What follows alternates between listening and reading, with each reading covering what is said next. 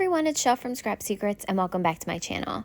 For today's video, we're going to be using layering stamps to create the focal image on this birthday card. The stamp set that we're going to use is from Honeybee Stamps and it's called Antique Layering Roses. There is a layering guide with it that you can see here. I did go ahead and stamp out the large and the small rose, but I'm only going to show you the large one because that's the one we use on this card. There are also coordinating dies to it, which makes it fantastic. I love when companies do coordinating dies with images, especially layering ones. So we're going to go ahead and stamp out the image. I'm using my stamp wheel from Altenew, and you can see there that that stamp was so sticky that it actually pulled the paper off of that mat, and that mat is actually pretty sticky. So to combat this, I ran my hands over it, but I also wanted to make sure that the ink was able to really stick to the stamp. So I'm going to be using an embossing ink pad to go over all of the stamp. You saw there that the pad part of it actually fell out. This is a Hero Arts one, and I guess it just lost the stickiness from inside. So I'm going to end up using a sponge dauber to go ahead and go over top of it. It's the one that I use when I do any embossing through stencils and stuff, so there is a lot of embossing ink on it. The first layer that I stamped down, I used MFT's Tickled Pink ink. The second one I'm going to use is MFT's Bubble Gum. The third one I use is going to be Hero Arts Soft Cantaloupe, and the fourth is Hero Arts Bubblegum. So yes, two of them are bubblegum, but the Hero Arts one is so much darker than the MFT one. So for the first two layers, I really love the way that it came out. I'm a huge fan of peach roses. It's my favorite flower, and I think that doing the first two layers with those colors really make it look like a peach rose. So I'm going to have to figure out a good color combination to do that. This rose would look beautiful in any color combination. I definitely want to try in red, but I also want to try some non-traditional colors like purple and blue, and maybe even a really pretty yellow. Even though I'm not the biggest fan of yellow roses, but when Fred passed away, Chewy actually sent me some beautiful yellow roses, so they're pretty meaningful to me, so I might have to do that in a card. So I will have to say, these images were super easy to line up. The larger one was a little bit easier than the small one to line up. The last piece in the small one, I didn't have it the correct way. I believe when you take it off of the backer sheet, it's actually upside down. So just make sure you're using the layering guide because it completely comes in handy. And you can see both of the roses are stamped, and I just love the way that large rose turned out. It's really, really pretty. So ran that through my die cutting machine for both of the images, and now we're going to work on the leaf images. I feel like this is where the stamp wheel really shines because it was super easy to stamp multiples of the image and layer it. When I'm doing layering stamps with any of the other stamp tools that I own, I do have to change the paper and move that. With this, you just have to move the lid. Super genius. Once you line it up perfectly the first time, it's going to be so easy to realign it. You don't have to worry about touching the paper. You really just have to move that lid. So easy to do. I apologize that I did not write down the colors that I use. The first one I know was MFT's Spearmint ink. There was also a Hero Arts and then another MFT ink. If I can figure out which ones they are, I will leave them in the description below, but they're just three colors of green. I wanted them to be like that yellowy green color, and then the last one is a little bit more of almost a Kelly green. But I really, really like the way these leaves came out. They were pretty easy to stamp and to line up.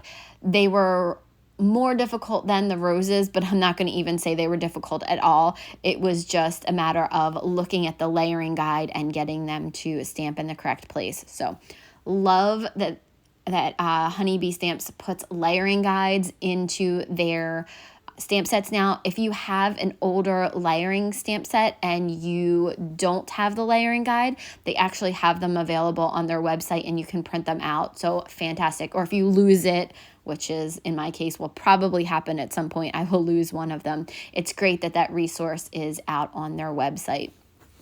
So I'm going to finish stamping down the last layer of the leaves, and I love how detailed all of this is. I'm going to stamp that out, and then I'm going to use the coordinating dies to die cut these out. And then we're going to get ready to do the card front.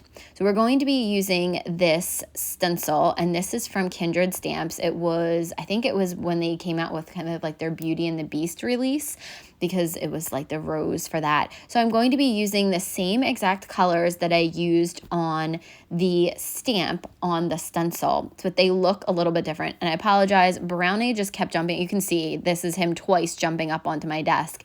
He really just wanted to be part of the video, so I left a little bit of it in so you guys could see him, even though it's like 5 seconds of him jumping up there. So while you're watching me stencil, I thought I would tell you a little bit about why I'm making this card. So this card is for one of the women that there was a request for in the From the Heart Facebook group.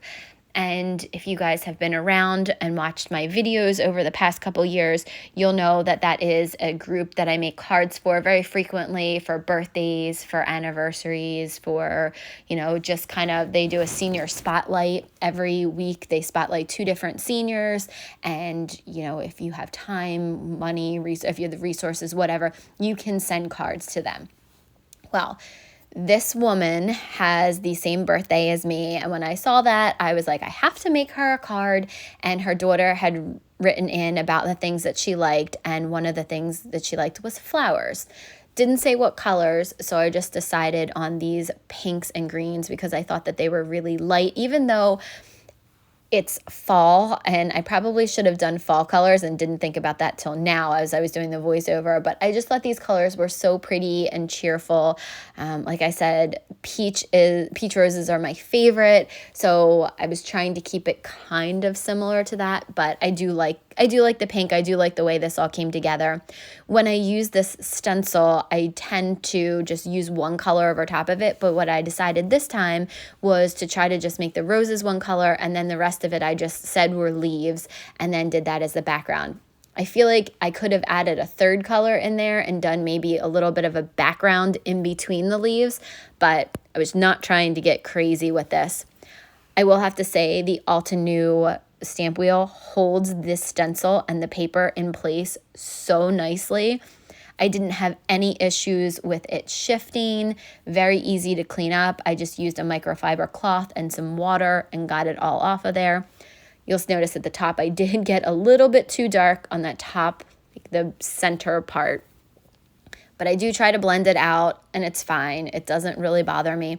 I also did get an area of right there of the leaves pink, so I went back in with the green, and it did turn it a little bit brown, but it's okay.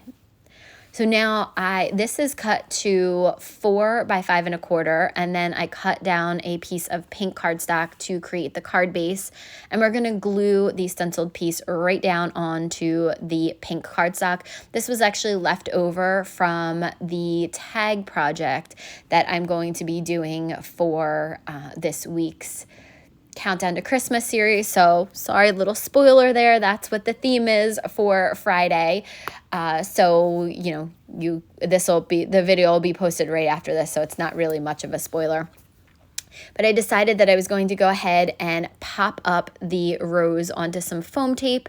So I added the foam tape to the back of it, and then I'm just going to add the leaves to this piece because I wanted the leaves to stick out. So the leaves are really only glued to the rose and not down to the actual panel themselves. The last thing that I'm going to do for the card is I'm going to add in some Spectrum Noir sparkle pen to just give a little bit of shine to the card, because it wouldn't be a card made by me without that on. I probably just need to get a new glitter pen because, as you can see, not a lot of glitter is coming out. The bristles are not the best on this one. I've had it for a really long time, but it does just add a little bit of sparkle and shine, that little last finishing touch to the card. Before I sign off, I wanted to put a little plug in for the 25 Days of Christmas card series that Marie and I are doing. Make sure that you check that out. Videos drop every Monday and Friday. Thank you so much for watching. See you again real soon for another video. Bye!